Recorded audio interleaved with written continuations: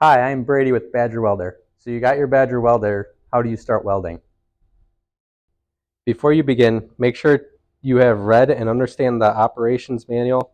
Also make sure to check the website for updates to the manual. Again, start with your welder in the off position. You're going to uncoil your grounding clamp and clamp it to your workpiece.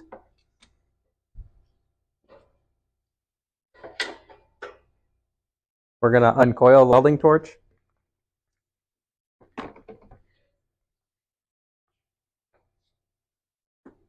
We're going to loosen the spool tensioner.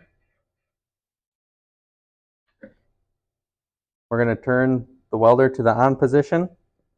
It's going to light up. We're going to adjust the welding speed or the wire speed. And you're ready to weld.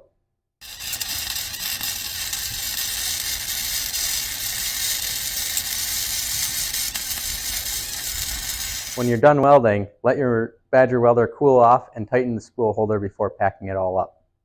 And that's how to start welding with your Badger Welder. For more information and supplies, visit our website www.badgerwelder.com.